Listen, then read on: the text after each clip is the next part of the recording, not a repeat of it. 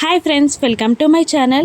నిషి వైజయంతి ఇద్దరు కౌశికి అబార్షన్ అయిపోయిందని సంబరపడుతుండగా డాక్టర్ వచ్చి పేషెంట్ని డిస్టర్బ్ చేయొద్దు, బయటికి వెళ్ళండి అనగానే నిషి వైజయంతి బయటికి వెళ్ళిపోయాక వెళ్తున్న దాత్రిని కౌశికి ఆపేస్తుంది. ఇక కౌశికి ఇలా చెప్తుంటుంది, సురేష్ మన బిడ్డ చనిపోలేదు, బ్రతికే ఉన్నాడు.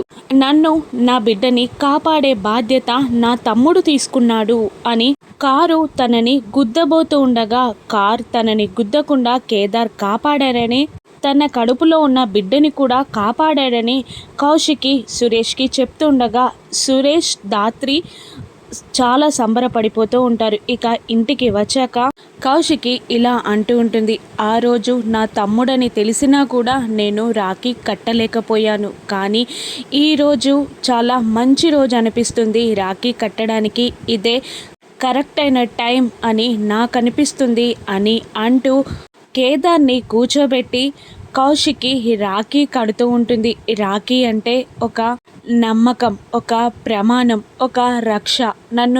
నా బిడ్డని కాపాడడానికి నా తమ్ముడు కేదార్ ఉన్నాడు అని అంటూ బొట్టు పెట్టి రాఖీ కట్టి హారతిచ్చి చాలా సంబరపడిపోతూ ఉంటుంది కౌశికి. కేదార్ కూడా అంతే సంతోషంగా ఫీల్ అవుతూ ఉంటాడు. ఇక దాత్రి కేదార్లు రూమ్ నుండి బయటికి వస్తుండగా ఆగండి అని నిషి అరుస్తూ ఉంటుంది. ఇక నిషిని చూడగానే కేదార్ తన చెయ్యిని వెనక్కి పెట్టుకుంటాడు. అప్పుడు ఏమైంది నిషి అంటూ యువరాజ్ నిషిని అడుగుతుండగా కేదార్ని తన చెయ్యి చూపించమనండి, ఆ తర్వాత నేను ఒక తమాషా చూపిస్తా అని నిషి అంటూ ఉంటుంది. కేదార్ మాత్రం తన చెయ్యిని చూపించడానికి సంకోచిస్తూ ఉంటాడు. ఇక దాత్రి ఏం చేసి ఆ రాఖీ బయటపడకుండా చూస్తుంది.